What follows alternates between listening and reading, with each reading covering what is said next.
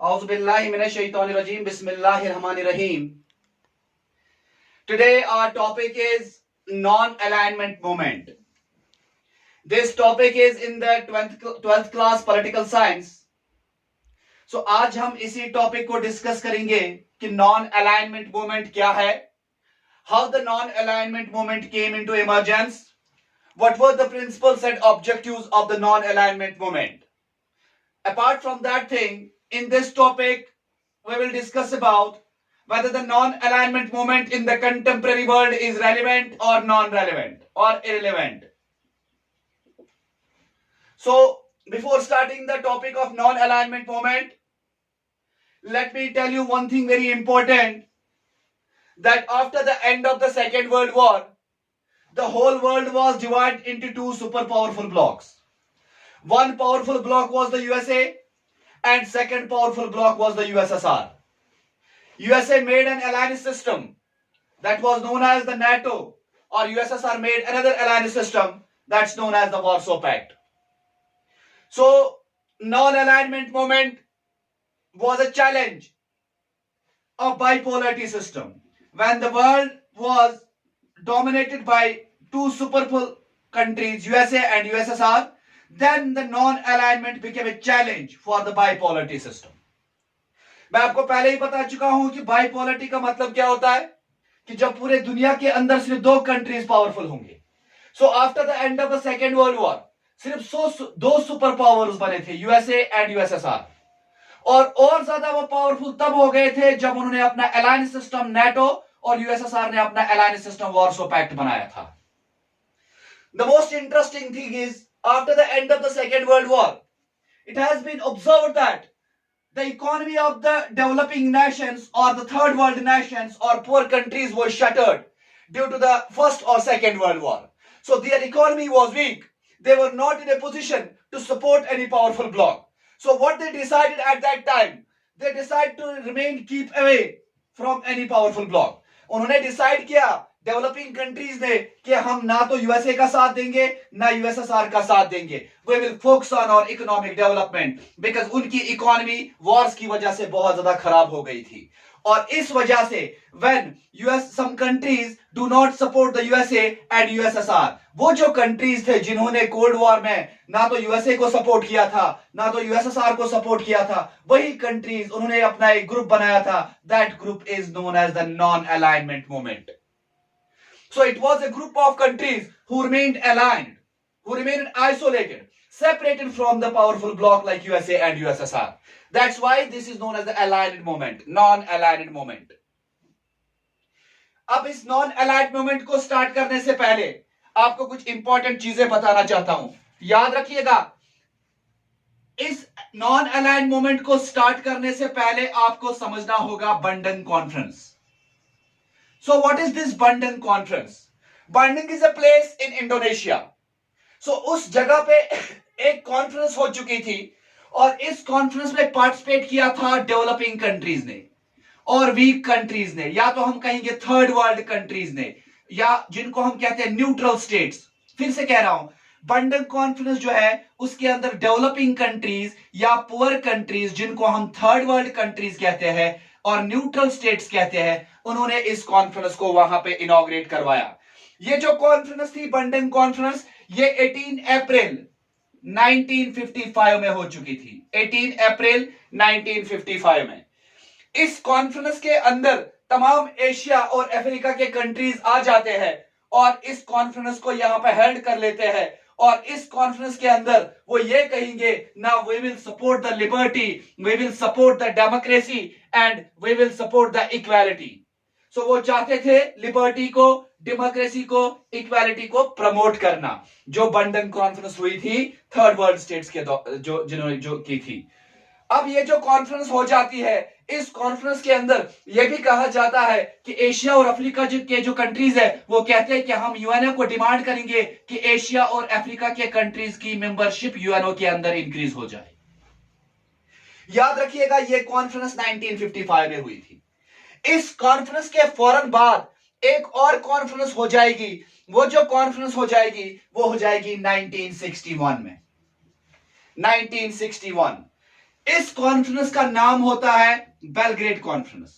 Belgrade conference पहली conference जो थी दैट वाज द बंडन कॉन्फ्रेंस, वो 1955 में हो चुकी थी थर्ड वर्ल्ड के दौरान, और थर्ड वर्ल्ड कंट्रीज ने किया था उसको, और उसमें उन्होंने कहा था we will support the liberty, democracy and equality and we will ask the United Nation organisations to increase the membership of Asia and Africa in the United Nation organisation. So let's come to the point of the next conference. That conference is known as the Belgrade conference. This conference was held in 1961। So what is Belgrade? Belgrade एक जगह का नाम है जो Serbia के अंदर है। Serbia एक कंट्री है, वहां पे एक जगह है बेलग्रेड, वहां पे एक कॉन्फ्रेंस हो जाती है। इस कॉन्फ्रेंस के अंदर 25 कंट्रीज पार्टिसिपेट करेंगे। सो एग्जामिनेशन के अंदर पूछा जाएगा बेलग्रेड कॉन्फ्रेंस के अंदर कितने सारे कंट्रीज ने पार्टिसिपेट किया था, आपका आंसर होना चाहिए 25 कंट्रीज ने पार्टिसिपेट किया था। और इस बेलग्रेड कॉन्फ्रेंस के अंदर 3 डिसीजंस लिए जाते हैं। 3 crucial decisions had been taken in this Belgrade conference.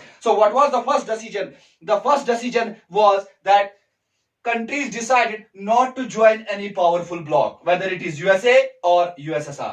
पहला पॉइंट ये उन्होंने कहा इस कॉन्फ्रेंस के अंदर कि ना तो हम यूएसए को सपोर्ट करेंगे और ना ही हम यूएसएसआर को सपोर्ट करेंगे। और दूसरा पॉइंट उन्होंने कहा कि we will try to increase the cooperation between the third world states और द डेवलपिंग स्टेट्स, यानी हम कोऑपरेशन आपस में रखेंगे so that our economy would be developed. तीसरी बात जो उन्होंने कही थी, उन्होंने कहा था our aim should be now to reduce the cold war between the USA and USSR, यानी हम कोशिश करेंगे कि यूएसए और यूएसएसआर के बीच में जो कोल्ड वॉर हो वो खत्म हो जाए। और ये कॉन्फ्रेंस होने के बाद 1961 के अंदर फिर जो एस्टैब्लिशमेंट होगा नॉन अलाइनमेंट मूवमेंट का। याद रखिएगा नॉन अलाइनमेंट मूवमेंट जो है, नॉन अलाइनमेंट मूवमेंट 1961 में बनी थी, और नॉन अलाइनमेंट मूवमेंट का जो इन्होंने अपना हेडक्वार्टर रखा, इन्होंने अपना हेडक्वार्टर जकार्ता इंडोनेशिया के अंदर रखा। Jakarta is the capital of the Indonesia, और इन्होंने वहां पे अपना हेडक्वार्टर बनाया, और 1961 में इसका एस्टेब्लिशमेंट डेट है। उसके बाद याद रखिएगा, मैंने कहा their aim was only to keep away from 2 super powerful blocks. इन्होंने कहा कि हम उनसे दूर रहेंगे, इन्होंने कहा कि हम न्यूट्रल रहेंगे। न्यूट्रल मतलब ना तो हम यूएसए का सपोर्ट करेंगे ना तो हम यूएसएसआर का सपोर्ट करेंगे। और उसके बाद 1961 में नॉन अलाइनमेंट मूवमेंट जो वजूद में आ जाती है, और इसमें बहुत सारे लीडर्स ऐसे होते हैं एशियन कंट्रीज के, अफ्रीकन कंट्रीज के, या हम कहेंगे डेवलपिंग नेशंस के, जिन्होंने इस नॉन अलाइनमेंट मूवमेंट को बनाया था। वो जो नेशंस थे वो कौन कौन से थे? What were the founding fathers of the non alignment movement? याद रखिएगा the founding father of the non alignment movement जो है जवाहरलाल नेहरू, हमारे इंडिया के जो फर्स्ट प्राइम मिनिस्टर माने जाते हैं। और इस तरीके से सुक्रानो था इंडोनेशिया से, जोसेफ टिटो था युगोस्लाविया से, गामल नसीर था इजिप्ट से, या क्वाम खुरामा था गाना से। ये कुछ कंट्रीज थे जिन्होंने इनिशिएटिव लिया और नॉन अलाइनमेंट मूवमेंट को एस्टैब्लिश किया। और इसमें इंटरेस्टिंग वाली बात यह है कि जो जोसेफ टिटो था युगोस्लाविया से, वो पहले फर्स्ट वर्ल्ड से बिलोंग किया करता था, वो सपोर्ट किया करता था यूएसए को, और उसने यूएसए को छोड़ दिया और उसके बाद उसने ज्वाइन किया किसको? नॉन अलाइनमेंट मूवमेंट को। सो ये क्वेश्चन भी एग्जामिनेशन के अंदर पूछा जा सकता है कि द फाउंडिंग फादर के अंदर जो है नॉन अलाइनमेंट मूवमेंट के, उनमें से कौन सा ऐसा लीडर है जिसने फर्स्ट वर्ल्ड को लेफ्ट किया और उसके बाद वो उसने नॉन अलाइनमेंट मूवमेंट को ज्वाइन किया? Your answer should be the Joseph Tito. उसके बाद याद रखिएगा ये जो नॉन अलाइनमेंट मूवमेंट है, इस नॉन अलाइनमेंट मूवमेंट के टोटल मेंबर्स जो है 120 है, 120 मेंबर्स और 17 ऑब्जर्वर्स। 17 ऑब्जर्वर्स इसके हैं और 120 मेंबर्स इसके हैं। ऑब्जर्वर्स का मतलब क्या होता है? यानी they want to be the member of the non alignment movement but they did not still ratify they did not sign the ratification। यानी उनके कहने का मतलब यह है कि अभी उन्होंने अपने कंट्री से लिख के नहीं लेके आए। सो इसको हम कहते हैं ऑब्जर्वर स्टेटस। सो हम इन शॉर्ट में कहेंगे कि जो नॉन अलाइनमेंट मूवमेंट था, नॉन अलाइनमेंट मूवमेंट के अंदर बस उनका मकसद था कि ना तो हम यूएसए को सपोर्ट करेंगे ना यूएसएसआर को सपोर्ट करेंगे। अगर सपोर्ट करेंगे तो अपने कंट्री को करेंगे और इन दोनों से दूर रहेंगे, अपने इकोनॉमिक डेवलपमेंट करने की कोशिश करेंगे। उसके बाद याद रखिएगा हमारे इंडिया के अंदर एक इंडियन फॉरेन सर्विस ऑफिसर थे जिसका नाम था कृष्ण मेनन। कृष्ण मेनन एक इंडियन फॉरेन सर्विस ऑफिसर थे। उन्होंने 1953 के अंदर ही उन्होंने क्या किया था? वो यूएनओ गए थे और यूएनओ में उन्होंने कहा था नॉन अलाइनमेंट मूवमेंट के बारे में। सो सो कौन सा ऐसा ऑफिसर था? The answer should be the Krishna Menon. उसके बाद याद रखिएगा जो नॉन अलाइनमेंट मूवमेंट है, नॉन अलाइन मूवमेंट से क्वेश्चन पूछे जाएंगे कि लास्ट समिट इसका क्या कहां पे हुआ, लास्ट मीटिंग इसकी कहां पे हुई। There is a difference between the summit and meeting. Summit का मतलब होता है जिसमें बहुत सारे कंट्रीज इन्वॉल्व होते हैं, और मीटिंग जो होती है वो सिर्फ एक कंट्री की हो सकती है। सो याद रखिएगा नॉन अलाइनमेंट का समिट जो होता है वो हर एक 3 साल के बाद होता है, और नेक्स्ट समिट जो इसका होने वाला है, ये लास्ट वाला समिट जो इसका हुआ था वो हुआ था अजरबैजान के अंदर। So the answer should be Azerbaijan, और नेक्स्ट समिट जो होने वाला है वो भी अजरबैजान के अंदर होगा। इसका जो अभी चेयरपर्सन है, इसका चेयरपर्सन जो है वो इल्हाम अलियव है, जो प्रेसिडेंट है कहां का? अजरबैजान का। और याद रखिएगा जकार्ता समिट जब इसका हो जाता है, यानी जब नॉन अलाइनमेंट का समिट 1992 के अंदर जकार्ता के अंदर हो जाता है, उस समय पे नॉन अलाइनमेंट जो है वो सक्सीड हो जाता है। जो उन्होंने चैलेंज हाथ में लिया था कि हम बाइपोलरिटी को मिटाएंगे, so in which summit they got succession in order to abolish the bipolarity system on the whole world in the summit of 1992 which was held in the Jakarta. उसके बाद इसकी मेंबरशिप भी इंक्रीज हो जाती है। तो कुछ केसेस में हम ये कह सकते हैं कि non alignment movement is still relevant. कैसे? एक तो इसकी मेंबरशिप इंक्रीज हो जाती है। जब भी किसी मूवमेंट की मेंबरशिप इंक्रीज हो जाती है मतलब उस मूवमेंट की रेलेवेंस है, पहली बात। दूसरी बात, जब भी किसी मोमेंट के मीटिंग्स कंटिन्यू होते हैं सो वो रेलिवेंट है। तो नॉन अलाइनमेंट के मोमेंट जो है उसके मीटिंग्स भी कंटिन्यूअसली हो रहे हैं, सो हम कह सकते हैं इट इज समहाउ रेलिवेंट। उसके बाद हम कह सकते हैं कि इस नॉन अलाइनमेंट मोमेंट के अंदर जो ज्यादा कंट्रीज है वो ग्रुप 77 से है। ग्रुप 77 से बहुत सारे कंट्रीज इसके अंदर है, और चाइना की सबसे बड़ी एग्जांपल इसके अंदर है। China is the permanent member of the UNO. और उसके बाद याद रखिएगा, हम कभी अगर आपसे कोई पूछ लेता है non alignment movement is irrelevant, तो आपका आंसर क्या होना चाहिए? देखिए, इन्होंने कहा था कि हम बाइपोलरिटी को खत्म करेंगे, लेकिन हुआ क्या? बाइपोलरिटी तो खत्म हुआ, लेकिन यूनिपोलरिटी आ गई। Unipolarity means when the whole world is dominated by one single power, और वो वन सिंगल पावर कौन सा है? That is the USA. So bipolarity तो मिट गई, लेकिन उसकी जगह यूनिपोलरिटी आ गई। सो इस केस पे हम कह सकते हैं कि जो नॉन अलाइनमेंट मूवमेंट है वो इररिलेवेंट है। उसके बाद और भी कुछ चीजें इसके अंदर इंपॉर्टेंट है नॉन अलाइनमेंट मूवमेंट के अंदर। जैसे आपसे पूछा जाएगा what are the objectives of the non alignment movement, उसके ऑब्जेक्टिव्स क्या है? सबसे पहले बात याद रखिएगा, नॉन अलाइनमेंट मूवमेंट का मेन ऑब्जेक्टिव ये था कि जो न्यूली इंडिपेंडेंट नेशंस है, जो आजाद हुए हैं, उनके अंदर फ्रीडम को प्रिजर्व किया जाए, यानी वहां पे फिर से कॉलोनियलिज्म और वहां से फिर से इंपेरियलिज्म ना हो।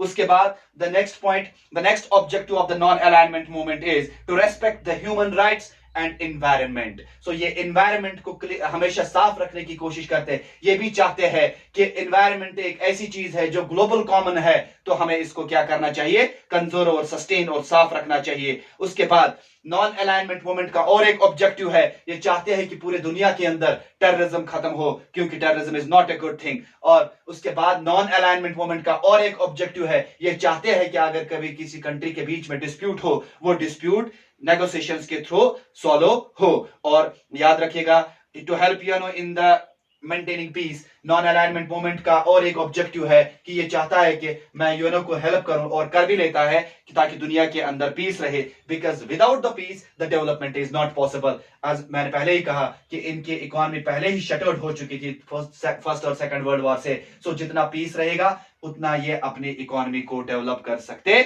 हैं। और साथ में कुछ और प्रिंसिपल्स है नॉन अलाइनमेंट मूवमेंट के। सबसे पहला प्रिंसिपल जो है, ऑब्जेक्टिव्स मैंने कहे, principle of non alignment movement, सबसे पहला प्रिंसिपल जो है mutual respect with each other. यानी नॉन अलाइनमेंट कंट्रीज जो है उन्होंने एक दूसरे के साथ वादा किया है, we will respect with each other, we will respect with each others sovereignty, each others democracy, each others independence. हम किसी के मामले में टांग नहीं उड़ाएंगे। और सबसे पहली दूसरी बात, जो इसका दूसरा ऑब्जेक्टिव है नॉन एग्रेशन, मतलब नॉन अलाइनमेंट मूवमेंट के कंट्रीज ने ये डिसाइड किया है कि we will not start a war against each other, हम कभी एक दूसरे पे हमला नहीं करेंगे। और तीसरी बात जो नॉन अलाइनमेंट मूवमेंट ने कही थी, that was the non interference, कि यानी हम किसी भी कंट्री के बीच में इंटरफेरेंस नहीं करेंगे in the internal affairs of the country, हम नॉन इंटरफेरेंस रहेंगे। और उसके बाद इन्होंने कहा अडॉप्टिंग पीस, यानी हम पूरे दुनिया में क्या करने की कोशिश करेंगे? अमन को कायम रखने की कोशिश करेंगे। सो ये था हमारा लेक्चर किस पे?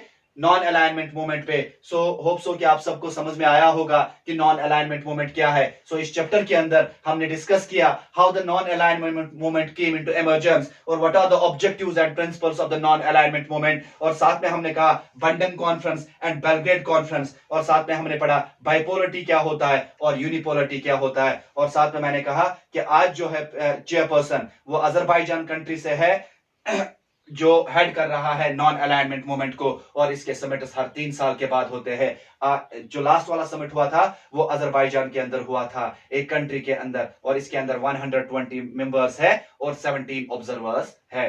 Thank you so much. उम्मीद करता हूं कि आपको लेक्चर समझ में आया होगा। Before concluding my topic, I am requesting you all my well-wishers that do not forget to subscribe my channel. The name of my channel is Oceans. The Ocean is the origin of creative energies and neurosciences, and do not forget to press on the bell icon. Thank you so much.